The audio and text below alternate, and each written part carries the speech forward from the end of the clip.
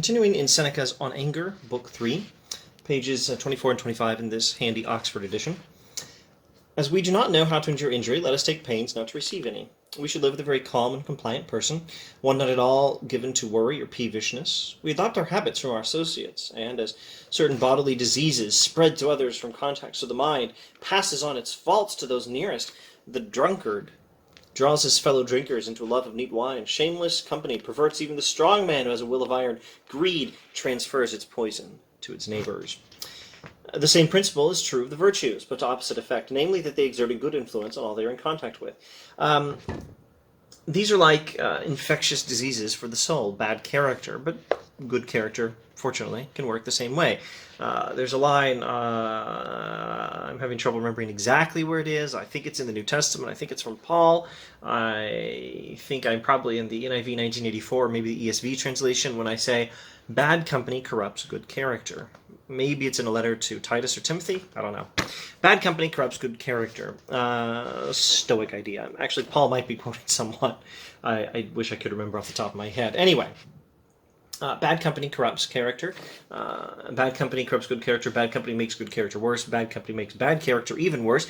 And good company fixes character. Good company improves bad character. Good company makes good character better still.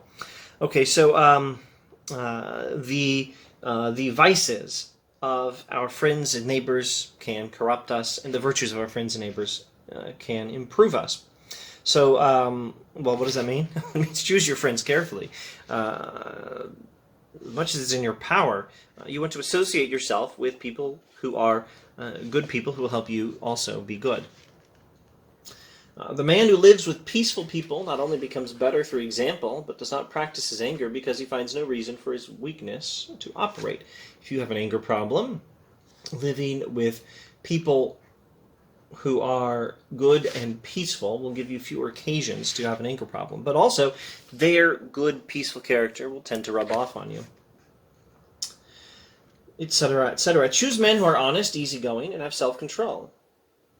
The sort who will not arouse your anger, and yet will tolerate it. More useful still will be men who are amenable, kind, and charming, but not to the point of flattery.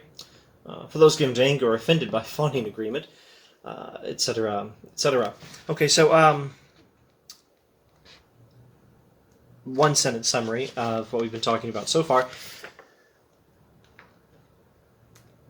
Our character is affected by the people we hang out with. So choose to hang out with better people, and they will help you be better. Not only by giving you fewer occasions to act badly, but also just by this natural influence on a person's character that happens from the people that person is spending time with.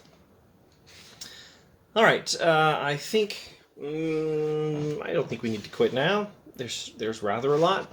Let's see if we could find one or two more practical tips for avoiding outbursts of anger. On page 26. Hot-tempered people should avoid as well studies that are demanding, or at least engage in ones not liable to end in exhaustion. The mind should not occupy itself with hard tasks, but should be given over to pleasurable arts. Let it be calmed by reading poetry and charmed by the tales of history. Let it be treated with a measure of gentleness and refinement. Pythagoras, another pre-Socratic philosopher there, Pythagoras would bring peace to his troubled spirit with the lyre, that's L-Y-R-E, the musical instrument, etc., etc.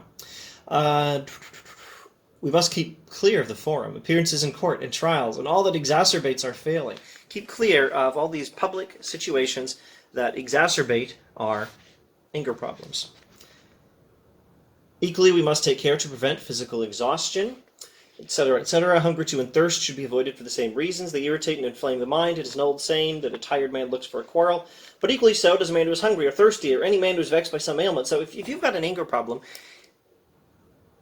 hopefully you're getting some of the picture here. Seneca would tell you to pay attention to yourself. Think about what causes you to act badly with anger, and avoid those things. But for many of us, much of the time, part of the solution is to avoid the problem coming up in the first place by getting enough sleep and not being too hungry or too thirsty or too exhausted.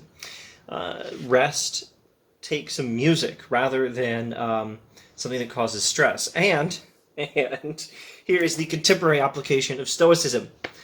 Stay away from Twitter. Stay away from Facebook. Stay away from all those stupid things on the internet that make you angry. Now, I think there do exist people who can usefully use social media, even Twitter. I think there probably is somewhere on this planet at least one human being who can usefully use Twitter without defying everything good and edifying in Stoicism and all the other good philosophies. Someone who can virtuously use Twitter and never act out in anger. And, in fact, there might be a lot of people. I never touch Twitter. I never use Twitter at all. I barely ever even clicked on anything in Twitter. I guess I might read stuff from Twitter. Someone posts somewhere else, but I never go to Twitter, except on very rare occasions when I needed to look up something and that was the only place I knew where to find it. But certainly never used Twitter. Twitter scares me. It seems like a great place to go to cause unneeded stress that would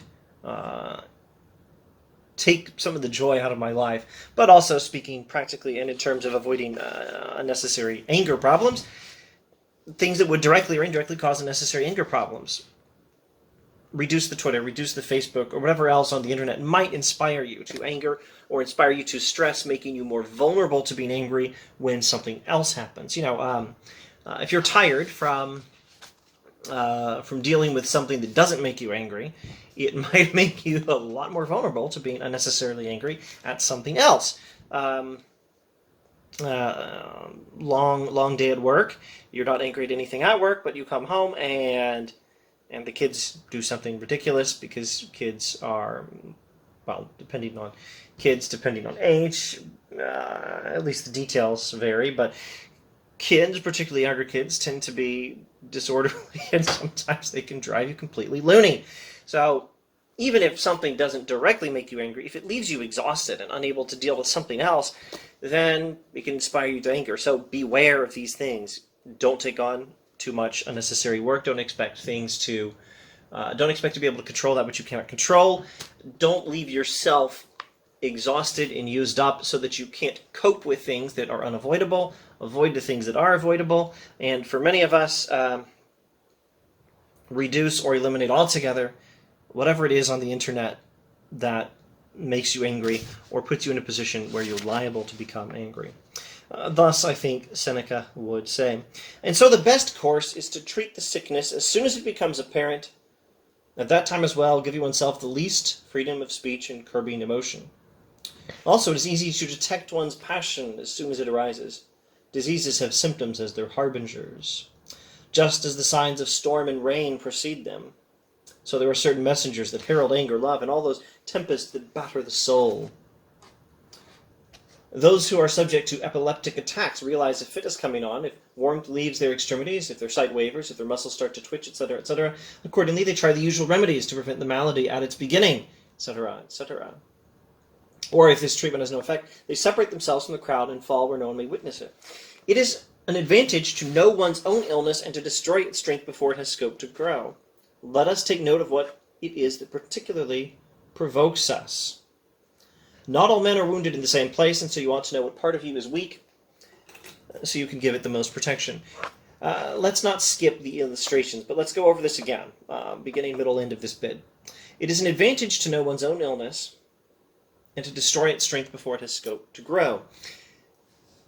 You need to know what it is that makes you act out in anger and prevent it before it happens as much as possible, and start dealing with it as quickly as possible when it does start.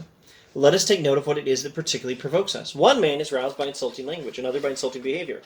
This man desires special treatment for his rank, that one for his good looks, this one wishes to be considered a fine gentleman, that one a great scholar. This one cannot bear pride, that one inflexibility, that one does not consider his slaves worthy of his anger. This one is cruel in his own home, but mild outside. That one judges it an offense to be put up for office. This one an insult not to be put up. Not all men are wounded in the same place. And so you ought to know what part of you is weak so you can give it the most protection. Let's try to see if we can make this a little bit more practical and contemporary. Assuming, this certainly applies to people these days, but it doesn't probably apply to very many people likely to watch this video. or indeed very many people, full stop, out of the whole mass of people on this world, in this world.